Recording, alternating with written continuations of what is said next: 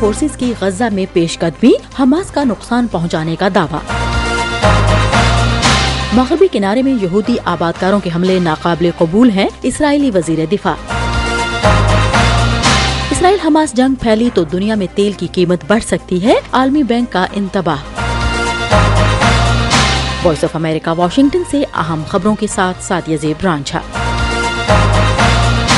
عسکریت پسند گروہ حماس کا کہنا ہے کہ اس کے جنگجوؤں نے منگل کی صبح غزہ میں ٹینک شکن میزائلوں کی مدد سے اسرائیلی فورسز کو نشانہ بنایا ہے، جبکہ اسرائیلی وزیر اعظم بنجامن نیتن یاہو نے جنگ بندی کے مطالبے کو مسترد کر دیا ہے۔ خبرساں ادارے رائٹرز کے مطابق اسرائیل نے غزہ میں اپنے زمینی حملے کا دائرہ وسیع کر دیا ہے اور کہا ہے کہ وہ حماس کو سبق سکھائے گا۔ حماس کی مسلح ونگ القسام بریگیڈ کا کہنا ہے کہ اس نے منگل کو غزہ کے جنوبی علاقوں میں اسرائیلی فورسز کی 4 گاڑیوں اور شمال مغربی غزہ میں 2 ٹینکوں اور بلڈوزرز کو نشانہ بنایا ہے۔ القسام بریگیڈ کے ان دعووں کے بارے میں اسرائیلی فوج نے کوئی بیان جاری نہیں کیا، جبکہ اسرائیل نے دعویٰ کیا ہے کہ اس کے فوجیوں نے غزہ میں زمینی کارروائی کے دوران حماس کے قبضے سے ایک خاتون یرغمالی فوجی کو آزاد کرا لیا ہے۔ ہم وائس آف امریکہ واشنگٹن سے آپ سے مخاطب ہیں۔ اسرائیلی وزیر دفاع نے کہا ہے کہ صرف ملک کی فوج اور سیکورٹی فورسز کو مغربی کنارے میں طاقت کے استعمال کا قانونی حق حاصل ہے۔ اسرائیلی وزیر دفاع کا یہ بیان انتہا پسند یہودی آبادکاروں کی جانب سے علاقے میں فلسطینیوں پر تشدد اور ہلاکت کی خبروں کے بعد سامنے آیا ہے۔ ואנחנו מחזיקים את עיקר כוחו של חיל האוויר وزیر دفاع نے غزہ کی پٹی میں حماس کے خلاف جاری اسرائیلی فوجی کارروائیوں کے بارے میں ایک نیوز کانفرنس میں کہا کہ کسی بھی طرح سے کوئی نجی ادارہ طاقت کے استعمال کا مجاز نہیں ہے اور اس کی خلاف ورزی ناقابل قبول ہے۔ امریکی محکمہ خارجہ نے پیر کو کہا تھا کہ اس نے اسرائیلی حکومت پر واضح کر دیا ہے کہ مغربی کنارے میں آبادکاروں کے حملے ناقابل قبول ہیں۔ انہوں نے اسرائیلیوں سے مطالبہ کیا کہ وہ قانون کو اپنے ہاتھ میں لینے والوں کی مذمت کریں۔ امریکی محکمہ خارجہ نے کہا ہے کہ امریکی شہریوں کو اسرائیل سے نکلنے میں مدد کے لیے آخری چارٹر فلائٹ آج تل ابیب سے روانہ ہوگی۔ محکمہ خارجہ کے ترجمان میتھیو میلر نے میڈیا کو بتایا کہ یہ فیصلہ پروازوں کی مانگ میں کمی کی وجہ سے کیا گیا ہے، کیونکہ اتوار کو اسرائیل سے ایک طیارہ روانہ ہوا جس میں صرف 5 افراد سوار تھے۔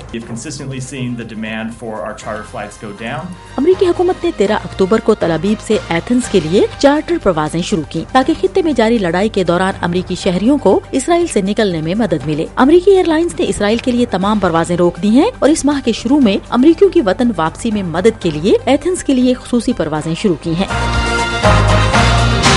ہم وائس آف امریکہ واشنگٹن سے آپ سے مخاطب ہیں۔ صدر جو بائیڈن نے پیر کے روز مصنوعی ذہانت کی وجہ سے لاحق خطرات کو کم کرنے کے لیے ایک ایگزیکٹو آرڈر پر دستخط کیے ہیں۔ To realize the promise of AI and avoid the risk, we need to govern this technology. حکم نامے میں ڈیفنس پروڈکشن ایکٹ کے مطابق امریکی قومی سلامتی، معیشت، صحت عامہ کے علاوہ صارفین، کارکنوں، اقلیتی گروہوں کے لیے خطرہ بننے والے AI سسٹمز کے ڈیولپرز کو ٹیسٹ کے نتائج عوام کے لیے جاری کرنے سے پہلے امریکی حکومت کے ساتھ شیئر کرنے ہوں گے۔ اس کے علاوہ یہ ایکٹ امریکی محکموں کو اس جانچ کے لیے معیار طے کرنے اور متعلقہ کیمیائی، حیاتیاتی، ریڈیالوجیکل، جوہری اور سائبر سیکیورٹی خطرات سے نمٹنے کی ہدایت بھی کرتا ہے۔ ورلڈ بینک کا کہنا ہے کہ اسرائیل اور حماس کے درمیان تصادم اگر خطے میں پھیلتا ہے تو دنیا میں تیل کی قیمتیں بڑھ سکتی ہیں اور پوری دنیا میں اشیاء خوردنوش کی قیمتوں میں بھی اضافہ ہوگا۔ لیکن اگر لڑائی صرف غزہ تک محدود رہتی ہے تو پھر تیل کی قیمتوں پر اس کے اثرات محدود نوعیت کے ہوں گے، لیکن اگر تصادم بڑھتا ہے تو پھر صورتحال خراب سے خراب تر ہوتی جائے گی۔ ہم وائس آف امریکہ واشنگٹن سے آپ سے مخاطب ہیں۔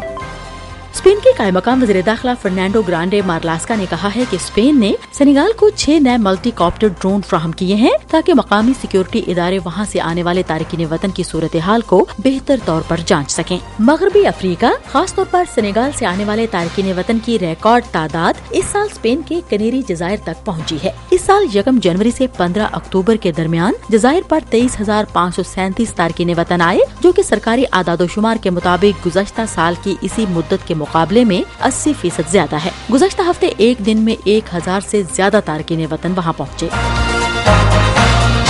اس کے ساتھ ہی اہم خبروں کا یہ بلیٹن اب ختم ہوتا ہے۔ سعدیہ زیب رانجھا اور ایڈیٹر ندیم یعقوب کو اجازت دیجیے۔